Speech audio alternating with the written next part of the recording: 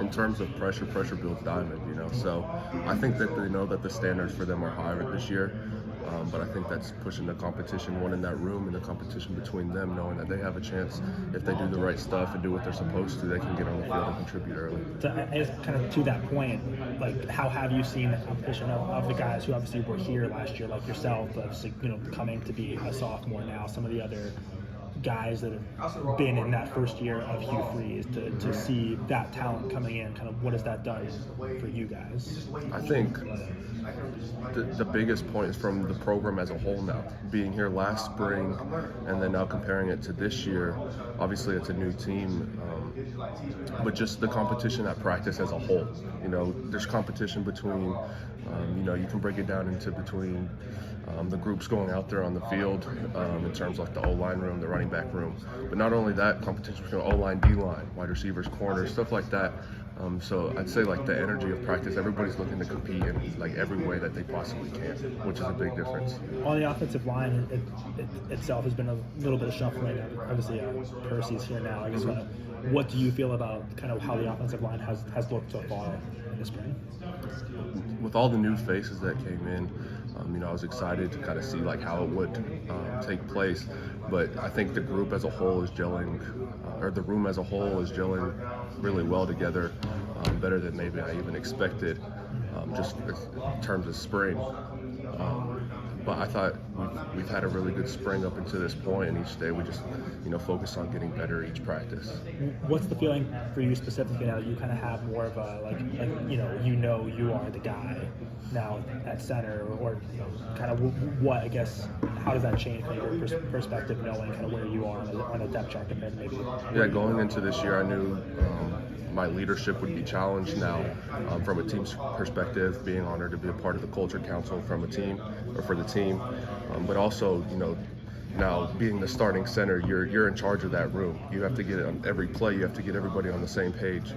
So on the field, I'm being challenged as a leader, but also off the field, right? So just embracing that challenge, and just making sure, helping out everybody, knowing what they need to do on certain plays. Like I said, from a team perspective as well. How has that culture council helped things so far?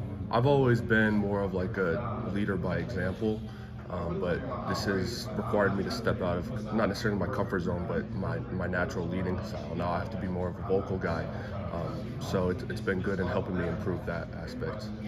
Connor, is there anybody on the defensive line that has really stuck out to you so far this spring?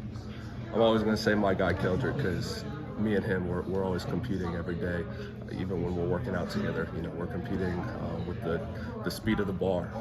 So that goes back to just the competition as a whole at practice, but also from like the younger guys, Jamonte, Amaris. Those guys are standing out. Just their like effort that they're playing with. They're not afraid to mess up. They're just going out there playing full speed. So it's been really cool to see them do that. You have a lot of experience playing as a true freshman. It's looking like there's going to be a lot of freshmen out there getting reps. When it comes time to the season, have you talked to them about that at all, and what have those conversations been like? I haven't, but the pressure that comes with starting as a freshman, I think they kind of know that they have an opportunity to. So it leads to, competing again. It leads to, okay, I got to win every single rep so I can make sure my field time is higher than maybe someone else. So they know the standards are high, and I think that's contributing to how they're practicing right now. Connor, you may have been asked this, but just what are your thoughts as to where the offensive line is right now? Where do you guys need to improve as a unit? Right now, like I was talking to them earlier, all the new faces in the room, I was interested to see how it was all going to work out in the spring, but I've been pleasantly surprised, with how well, just on and off the field we've been able to connect, and with how successful we have been able to connect off the field, that's definitely contributed to how we've been playing on the field. So I'm happy with where we're at right now, as long as we just keep stacking days and getting better. How do you feel like the group is right now as compared to at the end of the season last year? With the new guys, there's still guys learning the playbook and getting used to it. So I don't think it would really be fair to compare how we were last year to right now, but it's a new group, and I'm happy. Like we're all progressing every day, so it's been cool to see. Connor, to be usually those culture council captain type deals, usually that's an upperclassman thing. To be selected for that after your first year going into your second year, what was your reaction to that? I mean, it was just a huge honor to even be considered, because the way it works is the guys that are graduating, they have names that they'll throw out there and suggest, and just to be one of those names that were thrown out there, to see, what everybody else thought, that was truly an honor. But to even be, to be put in it, I mean, it's just, I feel super honored, and like I said, I know it's a new opportunity to grow as a leader, learning from the other guys on the Culture Council that, like you said, are upperclassmen and have been leading for a while. So, it's been a good journey, and I'm excited to continue learning how to lead and learn what I can from the guys in that room as well.